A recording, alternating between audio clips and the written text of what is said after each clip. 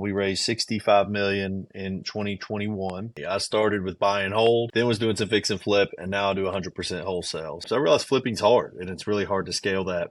So between 2015, 2018, we bought about 150 rentals, mainly from wholesalers. The biggest mistake, though, I think early on is that congrats on getting beyond $1 million. What got you here won't always get you there. This is a podcast for entrepreneurs who want to reach beyond their 7-figure business and scale to 8, 9, and even 10 figures. I'm Brad Weimert, and as the founder of Easy Pay Direct, I have had the privilege to work with more than 30,000 businesses, allowing me to see the data behind what some of the most successful companies on the planet are doing differently. Join me each week as I dig in with experts in sales, marketing, operations, technology, and wealth building, and you'll learn some of the specific tools, tactics, and strategies that are working today in those multi-million, 8, 9, and 10-figure businesses. Life can get exciting beyond $1 million. My guest today is the first person I have ever met that has had a textbook wholesaling company that he scaled to 8 figures. He's the only person that I've ever met, period, with a textbook wholesaling company, but it's impressive that he scaled it to 8 figures. And today he has a real estate wholesaling company that is well beyond 8 figures. We talk about both of those experiences and what went into building them and some of the nuances. We also talk about private equity. Ultimately, Scott took on money to build his existing company, and there are lots of ramifications with bringing on money. You have a board. They direct you in some capacity. They may or may not get involved in some capacity. So we talk about all those things and also some elements of his core business model in shiny object syndrome, which is something that taunts me on the regular. Without further ado, we're going to listen to a conversation with Scott Pennebaker. I hope you enjoy. Scott Pennebaker, it's great to see you virtually here, and it was great to connect with you a couple weeks ago. Yeah, awesome, man. Thanks for asking me on. I wish we could have done this, in person while we were in Tampa, but, we'll make the best of it through a computer screen. We'll still have a good time, I promise. I belive that. We, in fact, got distracted by Hulk Hogan. Indeed, that is correct. I couldn't miss my childhood, one of many childhood idols, right? Just the opportunity to see the Hulkster. Yep. Well, it's a strange starting point, but we met at a mastermind event for real estate educators, largely, and also the vendors that are tied into that ecosystem. Easy Pay Direct being one of them. I wanted to talk to you because the organizer of that event suggested that I have you on, which is an awesome endorsement anyway. But B, the real estate investment market is always an interesting one for me to talk about because I am actively involved as a real estate investor, and the different niches inside of real estate investing, you could spend a lifetime diving into one of them. So I love uncovering kind of the nuances of how different models work. Before we get into the specifics, can you give me a little bit of background and then bring me kind of up to today with Rebuilt, which is the core company right now? Like, where'd you come from and how'd you end up there? Absolutely. It's interesting you say that there's so many different ways to be involved in real estate investing because that's true. A lot of the gurus or the coaches that we know, they start with teaching wholesaling, and then they teach fix and flip, and then buy and hold is kind of the order of operations. I actually started investing differently. I started with buy and hold, then was doing some fix and flip, and now I do 100% wholesale. So I actually had a college textbook company. We wholesaled textbooks from 2015 to 2020. And, that was an interesting business in itself. But when in 2020, when COVID hit, we were locked out of college campuses.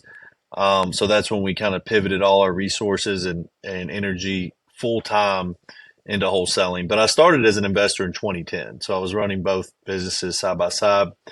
Again, just bought a few rentals, then started doing some fix and flips, lost my tail on a couple projects, kind of my last 2 large fix and flip deals. I'm like, I'm just going to buy rentals. It's easier. I don't have to have as many people impacting my bottom line. There's not inspectors and appraisers and realtors and All these folks involved that don't have as much risk or skin in the game as they do on the flips. I realized flipping's hard and it's really hard to scale that. So between 2015, 2018, we bought about 150 rentals, mainly from wholesalers. I have two partners in this business, Al Young and Brandon Devlin. They were actually partners in my textbook company from about 2012. Brandon and I reconnected from a sales company we did door to door in college. And then his cousin Al was working at BlackRock. He met Al actually at the conference. He was working at BlackRock as a director for the previous 10 years prior to that. And so in 2015, they became equity partners in Recycle a Textbook, and we started buying rental properties from wholesalers. 2018, we're like, man, we paid these wholesalers a ton of money. This might be something we could probably do ourselves and source direct to sellers. So we hired an intern from University of Kentucky, started sending out mail, taking calls, running appointments. We initially were sourcing for ourselves because we were rebuilding communities, kind of the rebuilt thing is where the name came from. But we realized quickly that we couldn't take down all the properties that we were getting good contracts on. So we started assigning them to people in our network, and we're like, man, this is actually more scalable than having a bunch of rentals or than doing a bunch of fix and flips. So really in 2020, when COVID hit and kind of wiped out the textbook business, we focused to go all in on wholesaling. And so our first was in Lexington, Kentucky, where I am. Our second was in Philadelphia, where Al lived at the time. And our third was in Nashville. And so about that time, we realized that, with textbooks being shut down, we were able to approach some of our top sales reps in that company and say, hey, do you want to learn about wholesaling or about real estate? Because we've been doing it kind of part-time since 2018.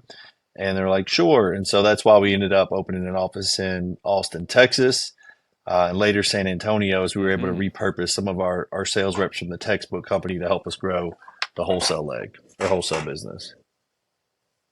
So now, awesome. And so for clarity, for clarity for people that don't know, wholesaling, you were originally investing in real estate yourself and creating a rental portfolio. Is that what the initial proposition that's there was? correct. Got it. And so there are different ways to find those opportunities, but basically you were going to these people that were wholesaling properties, which means that they would go find the deals, but didn't have any interest in actually doing the deals. They would just find them and buy them or lock them up, contract them at a certain price, and then sell the contract to you at a little bit more, and they would make that margin. And that's functionally the wholesaling model. Correct. And at some point you thought, why are we spending all this money paying these people? We should be able to find these deals ourselves. That's correct. So yeah, we were like, let's cut out the middleman and do it ourselves. And then quickly realized that, rental properties a get rich slow business. So in 2018, kind of something else happened is that textbooks, a lot of that started moving digital. And we had a 8-figure a year textbook wholesaling company, where we sourced on college campuses all over the country and then sold on Amazon and eBay direct to students. So it allowed us to have a campus bookstore pretty much on every campus by having an online marketplace.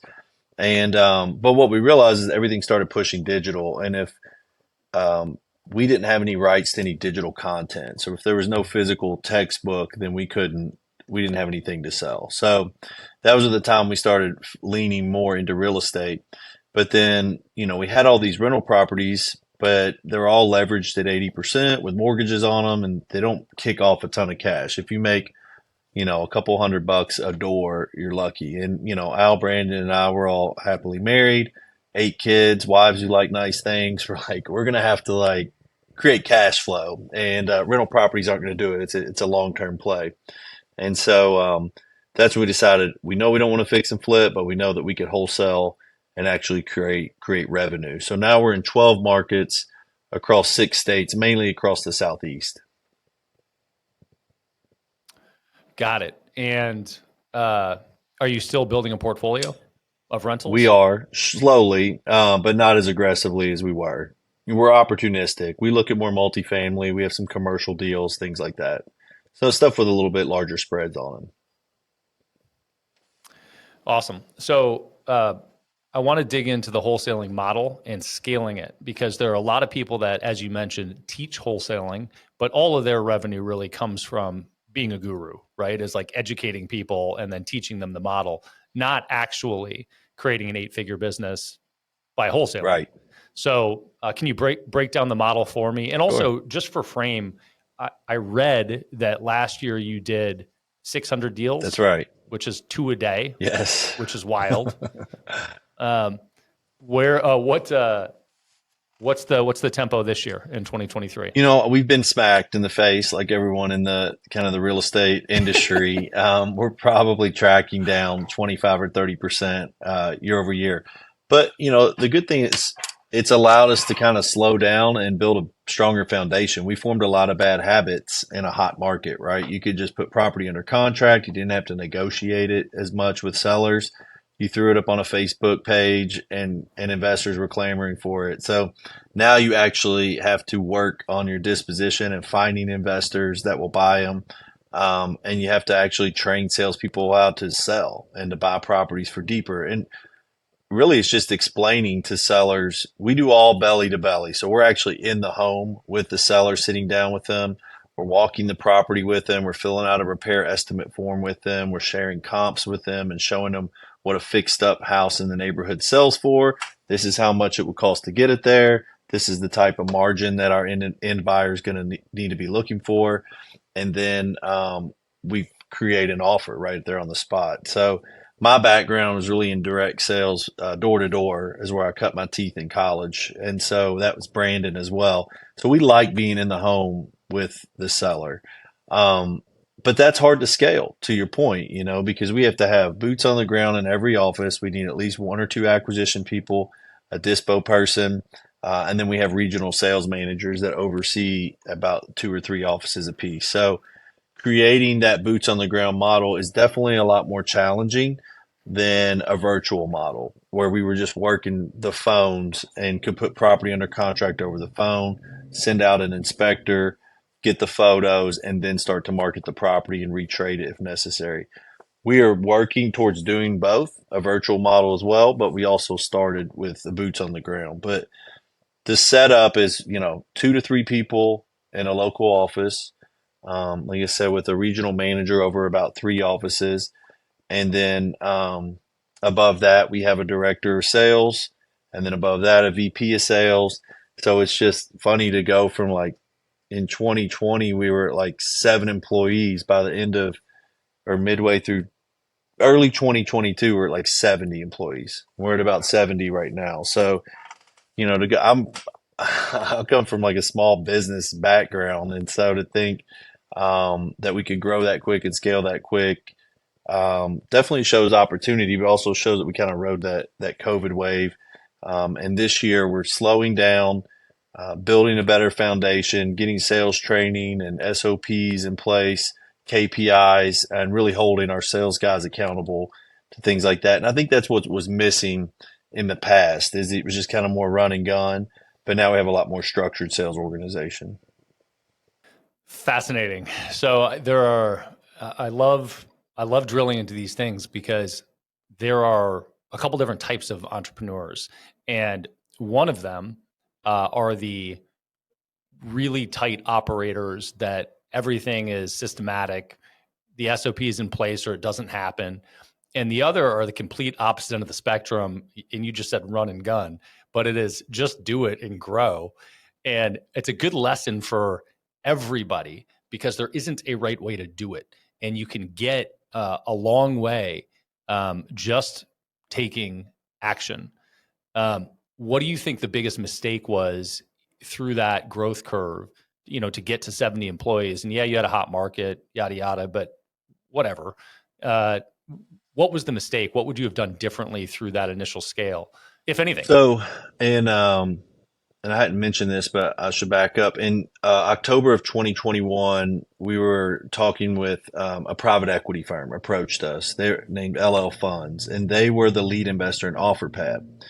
And so they sent us a term sheet in the summer of 2021. We kind of went back and forth, and Alan, Brandon, and I, and even they were up front. They're like, "Are you guys willing?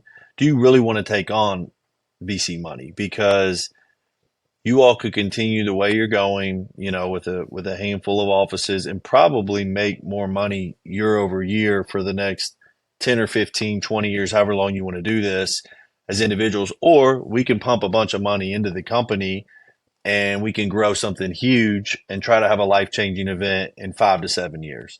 We're all in our low 40s, early 40s. So we're like, let's take a shot. Not many companies get an opportunity. So we got a term sheet from LL. We raised 65 million in 2021.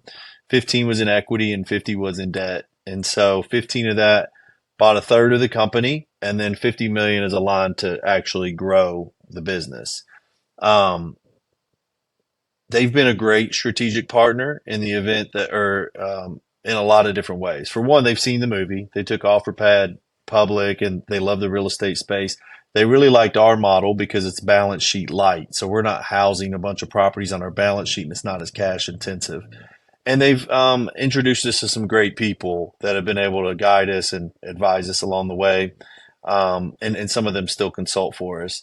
The biggest mistake, though, I think early on, is that we took people that were good at sales, like field sales and doing really good in their market, and promoted them to management where they really had no management experience. And so we gave them almost like an impossible task to like move. We wanted to promote from within and show that you could move up, but with really no management experience, it's totally different than just doing field sales. So now we've restructured and actually found some great people. And part of that was it was hard to hire coming out of COVID and to find people. So we just kind of worked with what we had. But now that the market has softened, we've been able to find some great people from companies, big companies that have been laid off just because of the way that the market shifted, and there's not as many job opportunities in that sector. So that was probably the biggest mistake early on, and we're still trying to climb out of that. But just the last 3 months, we're starting to see another kind of hockey stick growth, and I think that is because of the management. We've gone out and actually hired professional sales managers that have run orgs of 600-700 people, and they can easily manage our 30 sales reps. But that would probably be the thing that if we could go back with a crystal ball, and we would have just gone and tried to hire that talent, up front versus trying to live through and burn through so much money trying to push management for people that really didn't have the experience. The conversation of bootstrap versus VC or PE always leads down interesting paths. The motivations behind each path are interesting. The emotional triggers that guide decisions are interesting. When you think about hiring on more experienced management to manage the salespeople, if you had continued down the bootstrap path, would that still be a choice you would make? Or is that decision contingent on bringing on what sounds like kind of a shitload of money for the existing operation? It's 100%. I mean, I think we could have gotten by on a more bootstrap with less experienced managers, but when you're targeting a Series B, they want to see who's going to get us there and what experience do they have, what pedigree, why should we give you more money? So who are we going to war with, basically? And so it's really important that you have experienced people and operators with a track record that you can put on your pitch deck when you go out to raise additional funds. And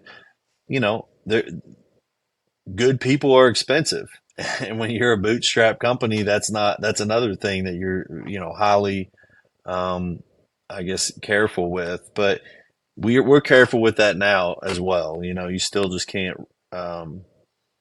frivolously throw money at people. They have to be able to produce. And I'm really happy with the group we have on the sales team now. And it seems like we're starting to see the results of it. I could ask you more about the PE thing, but I want to come back to that, I think, in a little bit, because when we first started talking, and maybe it was actually before we pressed record, but you told me that you're the growth officer. So you're one of 3 partners in it, and you're responsible for growth. when we started talking about that, you led into kind of different products that in some capacity are vertically integrated. Uh, and in some case, maybe you wouldn't define it that way, but you've got this core wholesaling business that you're scaling, and the model functionally are these pods across different local environments that are going out and finding deals belly to belly, and that is the growth plan.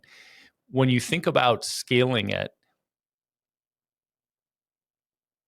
how do you think about just replicating that versus adding on other products to generate revenue in addition to Sure. it? Where's the focus? Why do you make one choice versus the other? So my focus as the growth officer, I guess kind of back up. There's the mother company, it's Rebuilt Holdings, and so there's a lot of entities underneath the Rebuilt Holdings. There's Rebuilt Offers, which is our cash offer business. There's National Title Services, which is our in-house title company. We have Rebuilt Capital, which is our lending arm. We do bridge loans for investors. There is Rebuilt Realty, which is our brokerage for retail sales, traditional brokerage. There's Rebuilt Properties, which is our SFR. It's our holding company. You were asking if we still buy stuff to hold. That's under Rebuilt Properties. And there's Rebuilt Technologies. And the technologies company is one that we're really excited about right now because we've just launched our marketplace, marketplace.rebuilt.com. It only houses Rebuilt buying opportunities right now. So there's about 80 properties that we have at all times. We get about 80 to 100 properties a month on our marketplace. But in Q4, we're opening up the opportunity for other wholesalers to be able to post their inventory on our marketplace. And then we've integrated title. So an investor in New York could buy a property in Texas and be able to find the property on the marketplace, get their title services through the marketplace. If they want to apply for a loan through Rebuilt Capital, they can do that through the marketplace or any other affiliated lenders. We'll have insurance tie-ins. We'll have property management tie-ins, construction tie-ins. Kind of a Shopify model for real estate investing. So that's really the exciting piece that's getting us to the unicorn of $1 billion value. But the transactional business and having proprietary inventory, the transactional business is only going to get you a multiplier, maybe 1 to 2 times EBITDA. But a technology and a SaaS-based business can get you a 10 or 20x return, right? So you have to pair those together. But the transactional business is really important. For one, it provides proprietary inventory on our marketplace, so we're not relying on other wholesalers to drive inventory to our marketplace. A second reason is that we're actually in the field doing this job. So when we start to pitch other services like title and lending to our wholesalers, we know what you're looking for because we actually built those companies for ourselves. We know what out of the title company you need someone that can do novations and 1031 exchanges and all the investor friendly stuff that most typical title companies only want to do arm's length transactions on retail sales. The investor stuff takes a little bit more knowledge on that side. So my focus really is trying to drive growth and outside title business. So Rebuilt, we attach already 90% of our deals to, we give them a national title because it only makes sense and they're working for us. I'm driving title business to Rebuilt or to national title, lending business to Rebuilt Capital. And our brokerage is more of just another product offering. So if we're in the home and we say, hey, Mrs. Jones, it sounds like you want the most money and you're not in a hurry, this honestly would be a better fit for our brokerage. We can list the property for you. So that's really what we use the brokerage for mainly. And then the properties is just a holding entity for anything that we buy and keep. And then there's a technologies business that I spoke about initially. So I attend a lot of these conferences and masterminds where we met to really try to talk to some of the coaches about affiliate programs for them to refer business over to us for lending, to do transactional funding for wholesalers and things like that. And to just have relationships with people in the industry that have a large audience and to try to grow through their networks. So I guess one of my points of inquiry here is, at what point did you start expanding into other product sets? So you mentioned purely a real estate investment strategy here, starting with buy and hold and having a rental portfolio. Then you moved into wholesaling. As you started to expand the wholesaling, when did you add title? When did you add the rest of the equation? And it sounds like technology came last, and I want to hit on that in a second. But first, just how did you expand from, it being a small $1 million a year business to multi-million and beyond? Yeah, so title really was started out of necessity. When we had, multiple markets, trying to manage multiple title companies was a nightmare because you have different points of contact. And another thing is that a lot of the files that we get and properties that we get, they just have some hair on them. They have unreleased liens or unreleased mortgages. There's a bunch of heirs. They haven't been through probate, or they need a little hand holding. As a wholesaler, you're not just a real estate investor. You're kind of also a social worker. So you're like trying to find a place for people to move. You help them with moving expenses, especially when they're occupied properties, right? So the title was really, we formed it out of necessity, not so much as to be a money maker. It just happens that you can make money in title. So that's was fortunate. But now we have one company with kind of one point of contact. That's an open Slack channel on our internal messaging, and it just makes the whole transaction a better process. A lot of title companies, like I was talking about, just want to do arm's length transactions. They don't want to run down, a bunch of heirs and deal with that kind of the heavy lifting that it takes on some of our files. Plus, the way title companies make money is through title insurance premiums. Most of the properties that are investment properties are under 200,000. The title insurance is based on that sale price. So, if I'm in a title company in Tennessee and in Nashville, I'd rather do $1 million homes in Brentwood that are arm's length transactions that I can sell huge title policies on than a bunch of crappy, stuff in on the east side. So it just made sense for us to bring the title in house. And then now we've built it to where we can actually take about 40% of our files every month now come from outside entities. So any companies outside of Rebuild. And I'd really like to get that to about 80-20. I'd like 80% because I think the title company can stand on its own. I'd like 80% of the title business to be outside files and then 20% to be rebuilt as we've grown or as we continue to grow. And then the capital really, we were always doing lending early on at a smaller scale. But when we raised that $50 million line, that gave us the ability to open lending up a lot more. So that was just an opportunity because we had the money. That makes sense. So I asked this, the genesis of this question is that many entrepreneurs struggle with, I'll call it shiny object syndrome, myself included, right? Which is something pops up and you're like, oh, we should do that. Mm-hmm. And you want to run in that direction and execute really quickly. And very often the answer is just do more of what you're doing. You don't need a shiny object. You don't need a new business. You don't need a side hustle. Do more of what you're good at and get better at it, right? And that will yield a bigger business that's more stable, that's more scalable. So when you talk about the title, that sounds like it was an operational deficiency. Like it was actually slowing down operations. So title was necessary to be able to move at the pace that you wanted to move at. And you answered some of these things. But I guess, how do you think about sort of these new elements of the business pre-money? Did you add anything else on pre-money? Or how do you think about that approach of shiny objects versus just keep your fucking head down?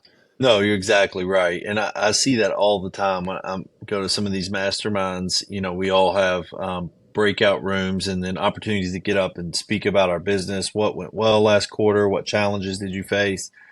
And myself included, but I hear folks always like, hey, last quarter I bought this this RV park, like a state over, and I'm trying to do this ground up development, and I'm wholesaling a few deals, and I got hired a couple new people, but like everything just seems like none of it's going to get finished, right? And it's because there's just too many distractions, and there's so many different ways to make money in real estate, to your point, that you have to be laser focused. And we talk about that I come back from the mastermind meetings and I'm probably the worst one because I'm in the senior leadership team meetings and I'm like, oh, I learned this. The virtual wholesaling's one. Like, hey, we should be doing virtual. I'm like, we need to fix boots on the ground selling first, right? Or I'm like, hey, we need to add more PPC to our marketing. And they're like, we don't have a lead problem. We have a conversion problem, right? And so, when I go to these conferences, I always come back with fresh ideas, but at the same time,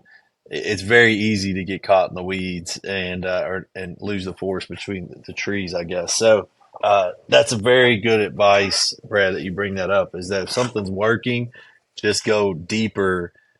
We found that in some of our markets, we were a mile wide and only an inch deep, and so we've opened and shut different market or closed and kind of reopened markets over time just to try to get as deep of an attachment into our current markets. We were thinking we would have 25 markets by now, but we haven't been able to prove that we can go super deep and attach title and attach lending at the pace that we would have hoped. I think if things wouldn't have shifted in the macro environment, we probably would have opened more markets quicker. But at the same time, we had such bad processes that I'm kind of glad it did slow down so we could build a stronger foundation. Yeah. I think that's the mature entrepreneur speaking there. It's the I'm a self-awareness visionary, so I'm of, always living in the future, right? And I'm like never content with the present. Al's more the yep. operator, so I hear that's you. good. Well, speaking of that, when you think about the future, you mentioned the new software product. And so you've painted the picture of kind of scaling this pod local environment, getting more deals. And you talk about bringing on money and where the exit is. And the multiple on the exit for a wholesaling company is nothing compared to on a software company. And right now, in Q4 of 2023, yeah, the software products might be 10 or 20x on exit, but in hot markets, they're 50, 60x on software products. Had you considered doing software before you brought money on, or was this a pivot that was sort of formed by PE infusion and necessary for the next phase? It was definitely formed by PE infusion and necessary for the next phase. You know, Initially we had solutions for just say acquisitions, but we were using, I don't know, like most wholesalers, we're using 10 to 12 different third party applications and softwares to run our acquisitions or even just run our wholesale business. The private equity firms like our board is like, you guys can't go raise a Series B using other people's third party applications. You have to build it in house. So, we probably spent $1 million in the first year building like a CRM and different things that we already had a solution for. So it was like super frustrating in my eyes because I'm seeing all this money being spent on something that's just solving what is not making it any better than what we already had. However, one thing as it was built and I started to realize and play with it, for one, we were able to condense, 6 softwares, 10 softwares into one application that we built for ourselves that every other wholesaler needs and that very soon can become a SaaS product. So that's something that we'll be able to roll out to the marketplace and say, hey, eliminate these 10 subscriptions. We have one application that can do all of that for you. So it's exciting to see, that kind of come together and come to life. But, I don't think we would have made the investment. I know we wouldn't have made the investment if we were still bootstrapping it and not had done a capital raise. That's definitely they made a good point by saying you can't go raise more money on the backs of someone else's development. You are a salesperson and a real estate investor and a wholesaler. How has your foray into software development been? I know my lane, Brad. So I stay out of that. That's another episode for Al. Al actually has headed up a lot of that. And then it's, we made some bad mistakes even on the front end, just with personnel that we hired early on to come in. And, in my experience, kind of from the outside looking in at software development, it always feels like 2 steps forward, 3 steps back. Because even when you have to like move around personnel or whatnot, then the next guy comes in and he's like, "Oh, well, why do you do it this way? You know, it should have been done this way, or this wasn't done right. So now we got to untangle this and rewrite it this way." And it's almost like when you bring in a plumber on the job after the framer, and he's like blaming the framer for everything being out of that's not level or it's not square, and it's just a bunch of finger pointing. So I don't have any background in technology. I mean, I know how to use this stuff. You wouldn't think so for as trouble if I had getting on your podcast here with the software. But I'm an operator. I'm definitely not a developer, and so it's been cool to see it come to life with the rebuilt logo on it, and use the tools day to day. But it's definitely been stressful and expensive for software development. Yeah, I mean, I largely ask because I mean, correct me if I'm wrong, but Al doesn't have background in building software either, right? So, No. did you bring on a CTO? Did you outsource the development? Like, this is a very common challenge that both entrepreneurs have had and also are going to continue to have moving forward with the need for differentiation. We brought on initially, we were looking for a head of product and a head of engineering, and we brought someone on that we thought could do both. Um, since we unwound that, we just brought in um, a head of engineering, and we actually just recently hired him. He was formerly at a large company called Sunday up in California. So we were able to bring him on after he left there, and hope he starts in like a week on the 16th. So we're excited to have him on the team. In the interim, we brought on a chief of staff who had background in software development, and so he brought his team over. Some are onshore, some are offshore, and they've been able to do a lot in a short period. And so we've rolled out the marketplace. We have a field app coming that our sales reps in the field will be able to use all through an iPad, do their sales presentation, their repair estimates, get documents signed in the field. So we're excited to see all that roll out. So they've done a lot with a little in a short amount of time. So I'm glad I'll be excited to see when the new gentleman starts with his experience and background to kind of pour gasoline on the fire and see how quickly we can start rolling out products. But you really need a product person pushing a lot of that stuff. Yeah. Well, software development, I mean, as you mentioned, maybe that's an episode for Al, but when you look at kind of opening the door to how to develop software, man, there are 1,000 different ways to do it. And some people are very deliberate in their approach and follow some framework. Some people shoot from the hip and seem to run. And it's similar to kind of the bootstrap conversation versus the PE conversation or VC conversation. There doesn't seem to be the best way to do it or the right way to do it. There seem to be good and bad points to both. So I love digging into the nuances there as people stumble through it and try to figure it out. Because even the people that you think have all their shit together, they don't. No, that's right.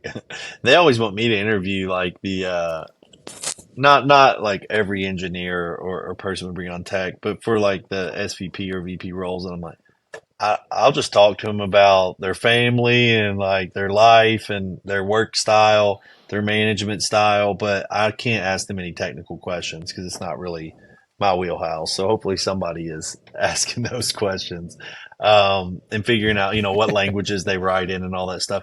One thing I learned early on is that you have to document the process and you have to document all the code. It takes longer to do it, but if you ever want to sell your software, there has to be really strong documentation of the what you're writing and how you're writing it. And so that was some mistakes we made early on, and we had to go back and unwind and take the extra time to actually document that stuff, because if someone else is going to come behind it and another team of engineers right on top of it, you want it to build it, set it up for success like that, where it doesn't have to be all unwound and rewritten. So you have a partner that came from BlackRock, which is a huge deal. Huge, one of the largest organizations for those that don't know. and maybe that informed some of the, PE money that came in and what you were looking for. But did you assess any other PE options? How did you approach PE? What were you looking for from it? Like, what do you get from it today? Yeah, those are great questions. So honestly, we weren't even looking for that as an opportunity. Al's wife's first cousin, AJ, who's now our VP of finance, but he was working for LL Funds as an analyst. And Al would see him Mm. at like Thanksgiving and Christmas and just kind of telling what we were doing with rebuilt and how we put these properties under contract and find end buyers and some of the spreads we can get. And he's like, man, I really think that LL be interested in hearing about this. They just were about to take OfferPad public. And so he made the introductions.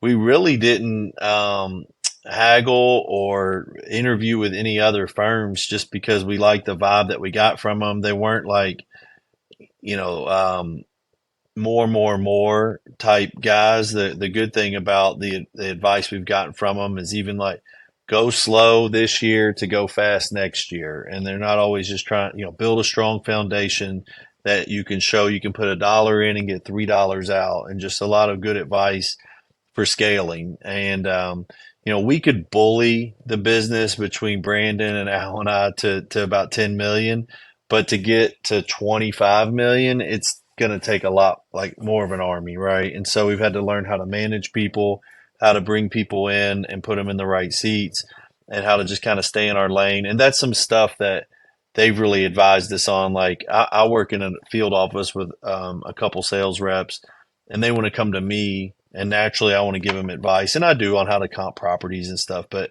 if they have an issue, I've learned to be like, okay, you need to go talk to your sales manager, and make sure I deflect some of that stuff, and don't, because the sales manager, if I tell them something that the sales manager wouldn't agree, they're going to just, as a founder, feel like my decision is the right decision. So, and trust me, it's not, it's typically not. So I want to like make sure that we're following at the lines of communication. So that's been something that private equity companies helped us with just how to run a bigger company and management, reporting lines and org charts, and um, things that I had never had any experience with. But definitely Al's background, he sits in the CEO seat, and it's great with interfacing with the private equity firm and presenting board decks and board meeting minutes and things like that.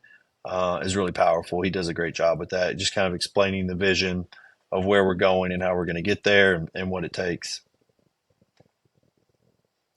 One of the common critiques with PE is that this is the critique, is that they're full of MBAs that have no operational experience. And when you mentioned that you have gotten some sort of guidance around management and leadership, is it coming from the people on the board that gave you money, or are they pointing you in a direction to get that guidance somewhere else? How does that work? It's a little bit of both. For example, the chief marketing officer of OfferPad sits on our board, um, and he has had 4 exits, as an operator and marketing in different seats. One with Zappos, DoorDash, OfferPad, another large company called Coupang. So his advice has been very pointed and direct, and very advantageous. Um, and then even there, another gentleman that we interface with most at the private equity firm, it's at all our board meetings. He was an operator and sold his business, and that's how he got involved with this company. So they've definitely built businesses and sold them as operators, and I think that's one thing that's been super helpful, is that it's just not them.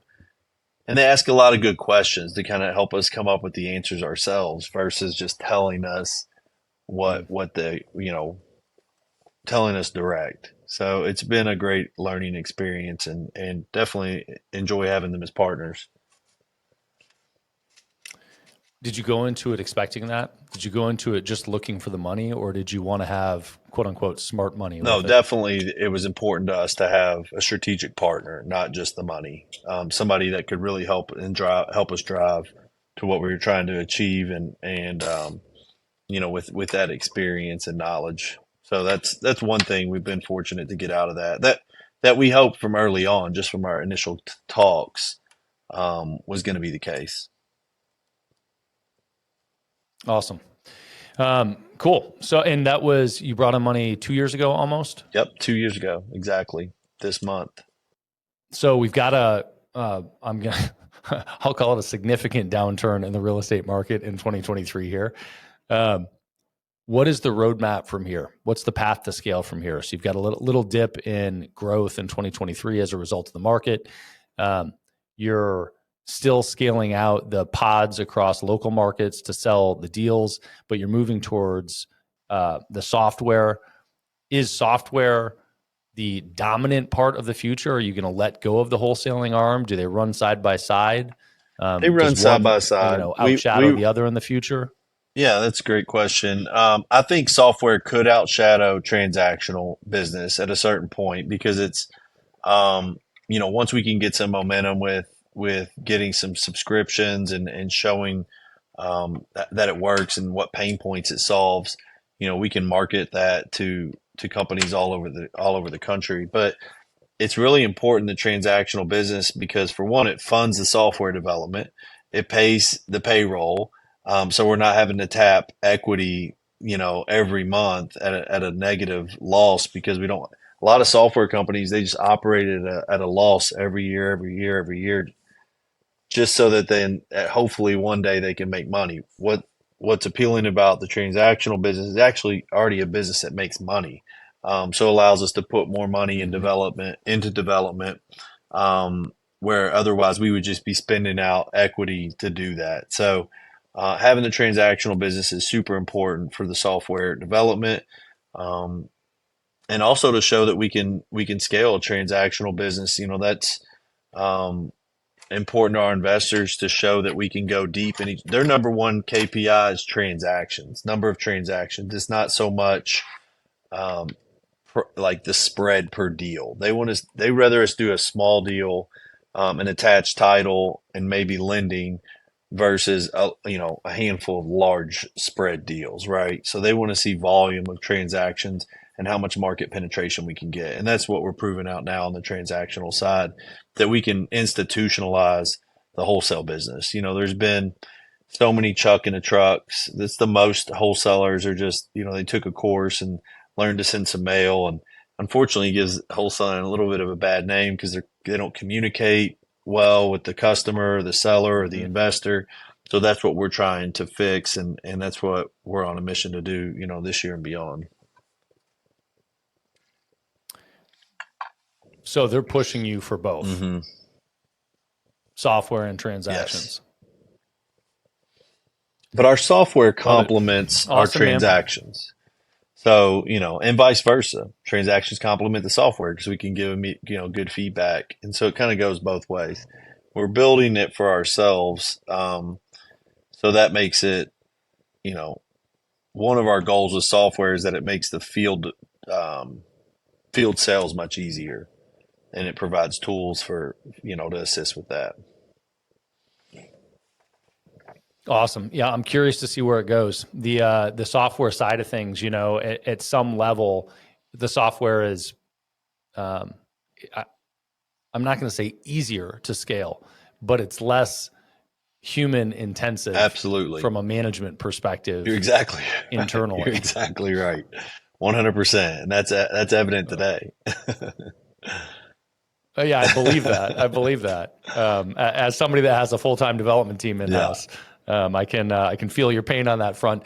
But the running a sales team, it's just a different ecosystem. You grew up in door-to-door sales as I did, and I think probably the notion of a sales team that way came from that era of, oh yeah, that's how sales works.